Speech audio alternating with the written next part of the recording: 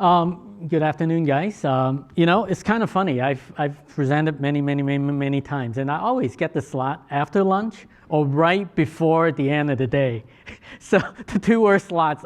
And sure enough, today I am the after lunch guy. Anyway, my name is Joe Lee. I'm from BISTel, and I think in the industrial community, BISTel is probably not so familiar to everyone. So I'm going to do a quick introduction.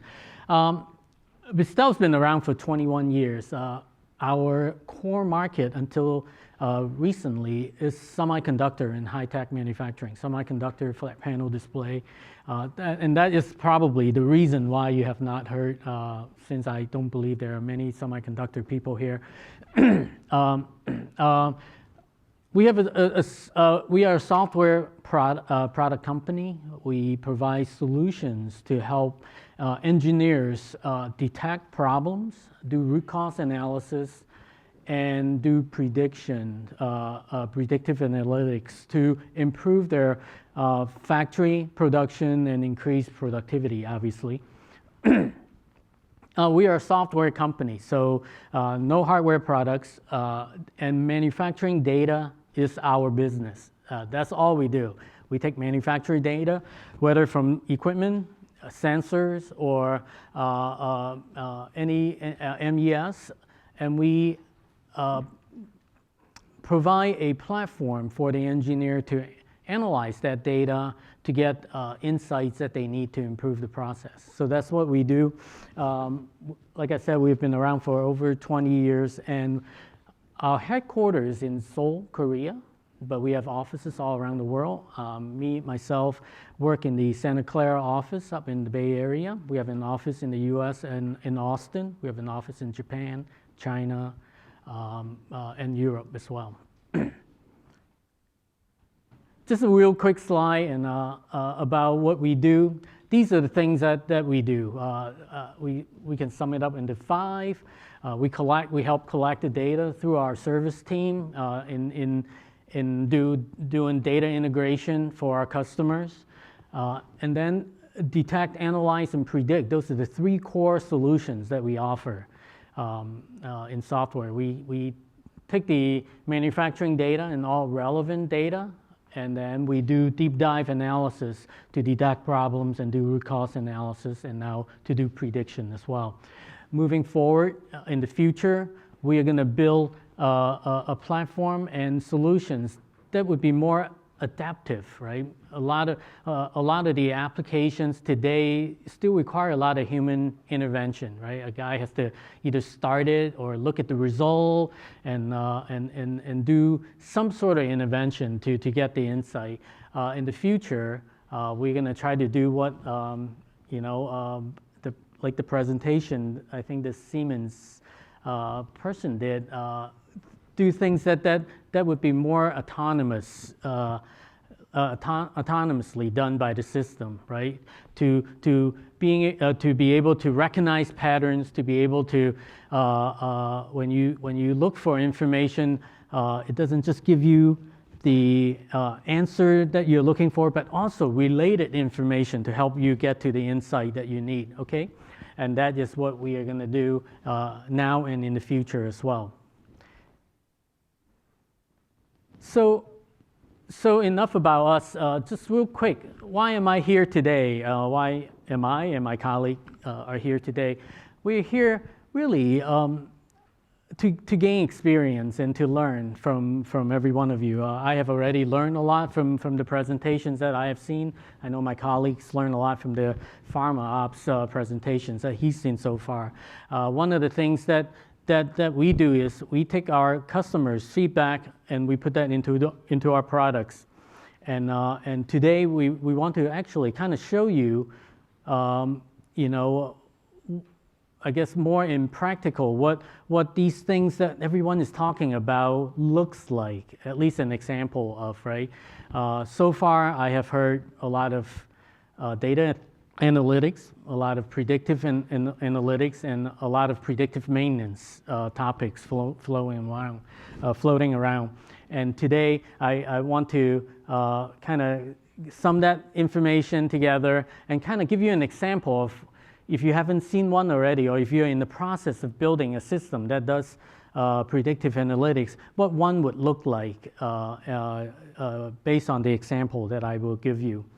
So common manufacturing challenges, I think this is something that is very obvious to everybody here, right? You want to avoid system downtime because that's costly, right? You want to do maintenance more effectively, and that is what is driving a lot of the predictive analytics.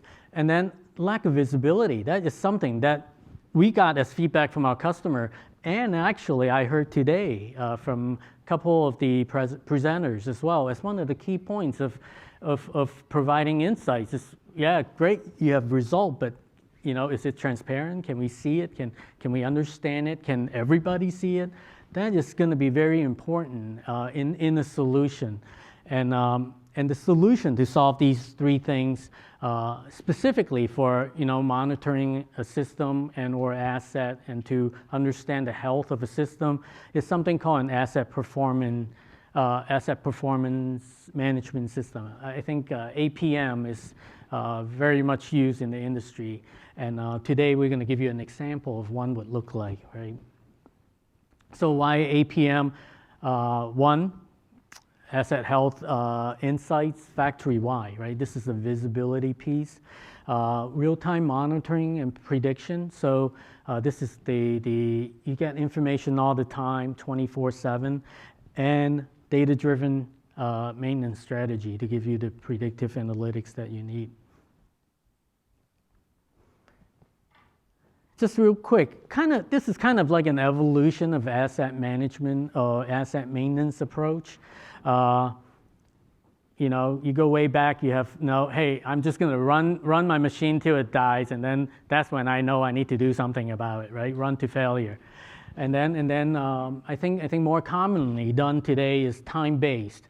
Hey, this motor manufacturer told me every 6 months I should either maintain it or replace it or do something about it, right? So time-based is becoming kind of this the standard practice. However, recently we just talked to a chemical company who still does run to failure. So my belief is in the market today, there are still run to failure cases as a maintenance strategy. And then I think as more data is becoming available, condition monitoring based maintenance approach is becoming more popular. Now, a lot of the condition-based monitoring is done manually. A technician running down to a motor or a pump or a turbine and actually take a handheld with him, get the reading, and then run back to the lab and an engineer look at the data and try to figure out the health of the asset, right?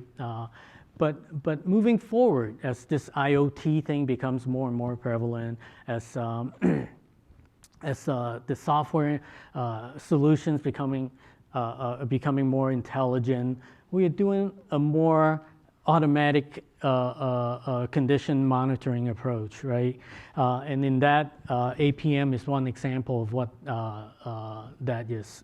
Okay, so again, it provides you three things. If you guys remember the smart elevator presentation that was given this morning, there were three things that he pointed out are important: 24/7, smart, and transparent, right?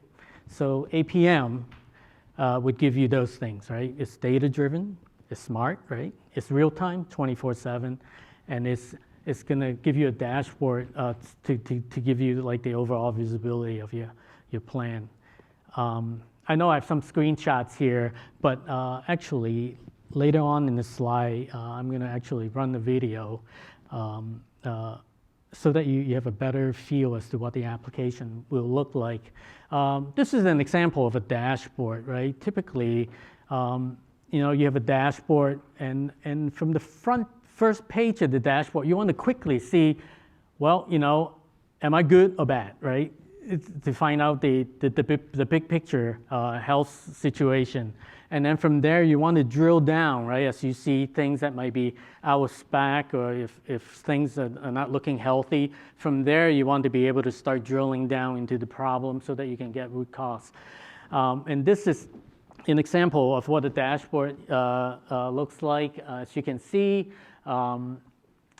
right now, I don't know if you can see actually, it says site and then all. This is the global dashboard that I was talking about, to be able to do not only plan-wide, but also multi-plan-wide or global-wide dashboarding, right? This is a dashboard, that tells you I'm monitoring 11 assets, and these are their health status, right?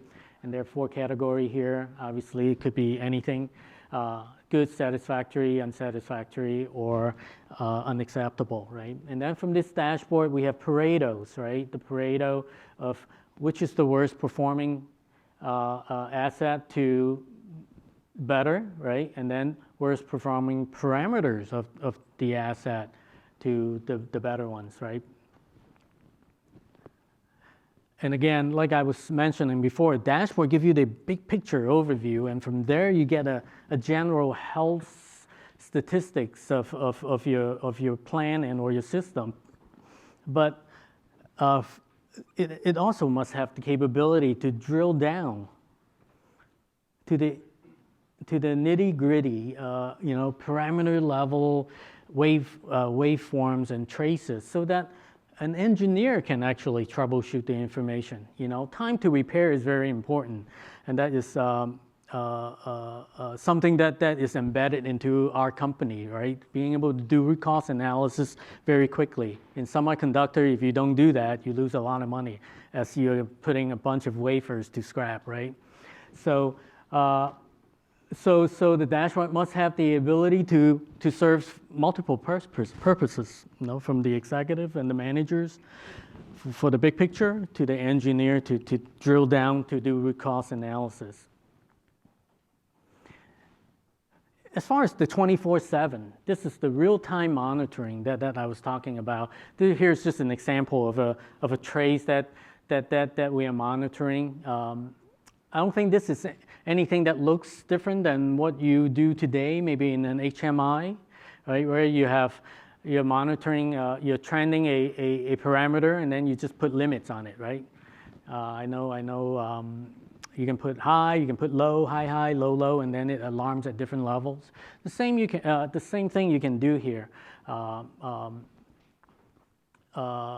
You can set up the limits based on domain. But this is also when where the smart comes in a little bit in today's solution. So you can set the limits manually. That would be based on domain. But after that, the system can actually take over, right, using machine learning and adjust this limit accordingly based on historic data, right? So as you run more and more products through your system, as the system learn more and more and see more patterns, you no longer have to maintain this threshold. This is going to be maintained automatically. So that's what we are highlighting here. There's rule-based modeling that is manual, and then there's unsupervised modeling that is taken over by the machine. And this is kind of like what everybody wants to talk about, which is, well, that's great that you can detect problem. You tell me what the problem is. Okay, maybe you can tell me root cause too, because I know what parameter is causing the problem. But can I prevent the problem from happening in the future? This is the predictive analytics that everybody is talking about, the predictive maintenance topic that everybody's talking about. And this is kind of how it works. Again, the system would take in data and it would try to trend it out. And using AI or machine learning or however you want to, some sort of smart analytics, it would actually try to predict the remaining useful life of the product. What's the benefit of this? Well, now you can optimize your maintenance schedule so that you don't do your maintenance too early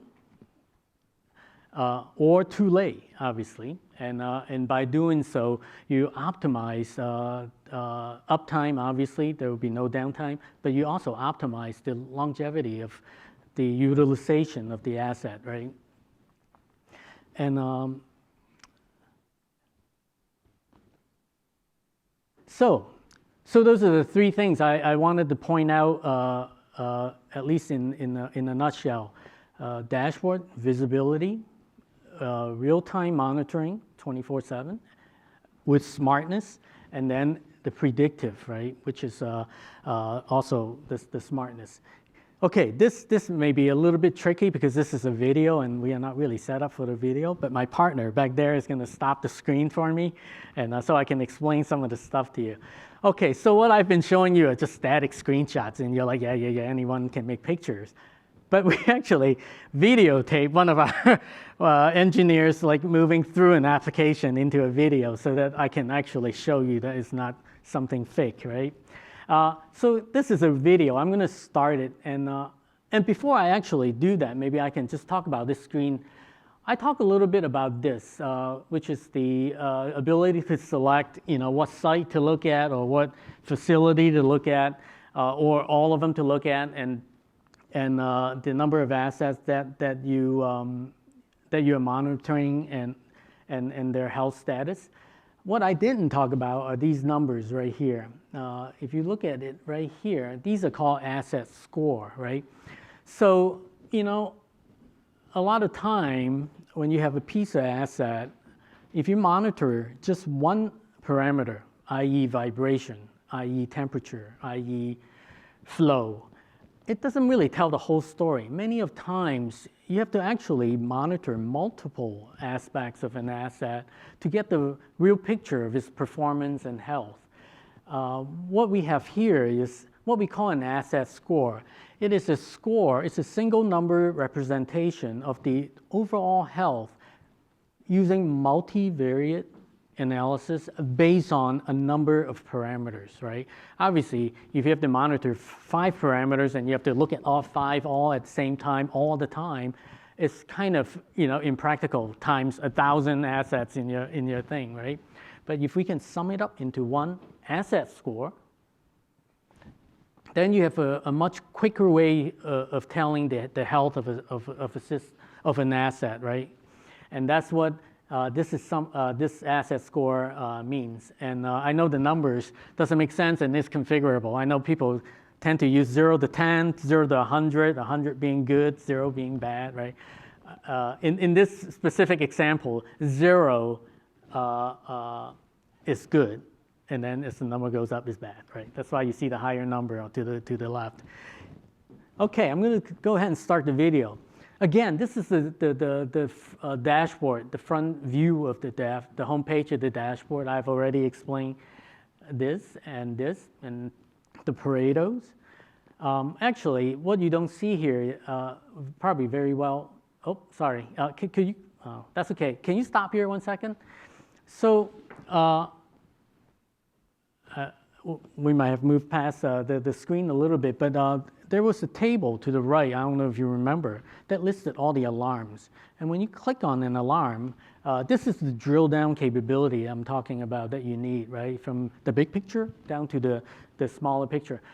If you click on one of those alarms, it would actually take you into an alarm area where you can see where the alarm is coming from. Not only a historic view of the alarm, right, of when the alarm happened, in this case within the 7 days, but also a trace representation of a trace chart that tells you where the alarm occurred, right, and what the trace looked like when the alarm occurred. One of the things that may not be showing very well here is you see this truth table right here, truth and falsity, but it's true and false. It's really a validation thing. So I forgot whose presentation this morning. I think it might have been the smart elevator presentation again. Analytics can only do so much, right? People who build algorithms, who build solutions, they don't know the physical characteristics of a motor a lot of times, or pump, or different motors have different characteristics, right? So there's always going to be domain input to make the model good, right? And the same is here. What this table is, and you can't see it, and if you want to see it, I can show you if you come by our table, is there's a setting in the software where when you see an alarm, based on the impact of the alarm, as a domain expert, you can actually qualify that alarm as a true alarm or a false alarm. Once you tag it, the system would learn it, and from that point on, when it sees similar alarm, it may actually,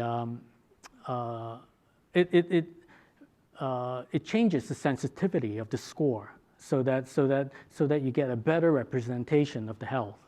Okay. Yeah, and then again, let me. Oh, can you start again? Yeah. Again. Oh, yeah. There's the alarm accuracy thing, right? Yeah, right there. We're going to keep going. We're going back to the home page here, and I think it's going to jump back into the alarm thing because I think we're trying to show that there are multiple ways of getting into seeing the information. Okay, and then as we move forward here, again, this is always your starting point. This is just looking at in other parameters and other set of alarms and alarm statistics.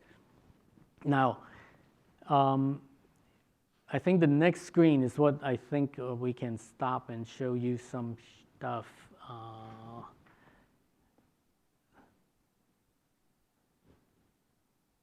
Okay, give it a second, let it build out.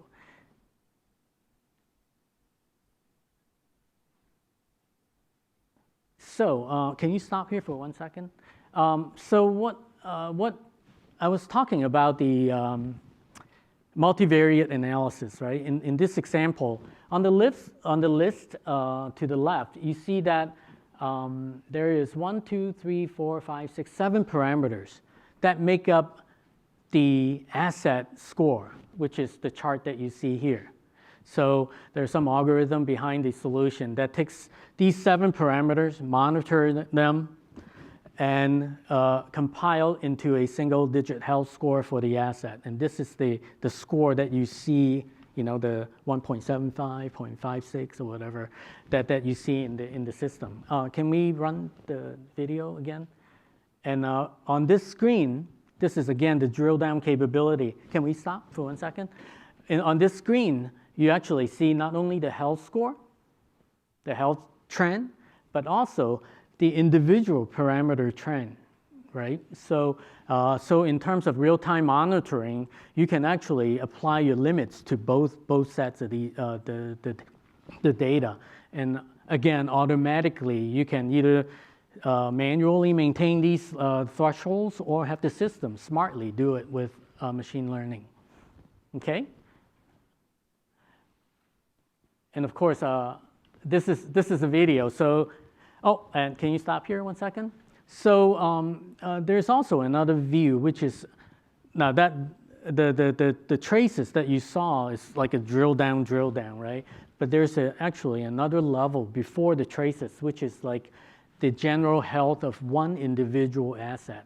So remember, the front dashboard is health of your plan and all your assets in general.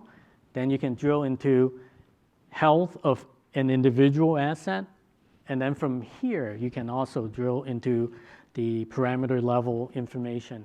And on here, it really just kind of tell you the score actually, yeah, and this radar chart here shows the 5 worst performing parameters, basically, so that you can have a quick glance as to which parameters contributing to the score, some information on here. And I think down here you see RUL. RUL stands for remaining useful life.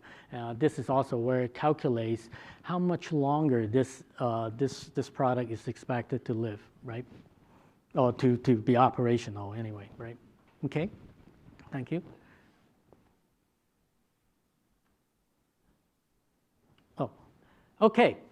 Okay, that's that one video, and this video is actually a little bit interesting. I'm going to run it and I'll explain it. In this example, I just want to have something that is kind of real-time-ish, right? Instead of just static screen clicking back and forth. This is an example of what goes on behind the scene. You have multiple parameters that is feeding into one asset score chart that is trending. This is real-time monitoring, right? So as we get more data sample, you see everything gets updated, right? What we have here is data that simulates one cycle of operation, right? And this is the limit that is set for it, right? The flat line. And then in the next cycle, the thing may or may not operate the same, right? So the system automatically go, hey, look, this cycle looks different. I must adjust this line. So you see that it is adjust. The simulator is actually part of the solution that we offer for engineer to be able to actually use it for training the model and kind of simulating the results so that you can build a model that you feel comfortable using in the system. And then as you can see, as we go from cycle to cycle to cycle, the limits of the threshold changes, right? And this is all system done automatically and smartly done using machine learning analytics. Okay? Well, that is really a quick look at the solution. I know some of you may have similar solution. I just want to kind of share at least the key points of what makes, I think, a real-time monitoring and predictive analytics solution the key features of one, right? And I just wanted to show you, instead of just a bunch of flat slides, something actually more real life and real time, right? Again, that would be in our predictive bucket here. If you are interested in learning more about this solution and or other solutions, please feel free to come talk to me and Stu. We can actually, give you a little bit of insights on some of the other aspects of the solution as well. Again, this is kind of like our mantra, right? Industry 4.0, everybody uses it. Manufacturing AI is what we do, right? We use AI, machine learning, analytics to give you insights. And actually, the people that we are benefiting here and targeting is making an engineer's life easier and better, right? Empowering engineers. And that is all that I have. I hope I didn't go too long. Thank you so much. Yeah. Yep.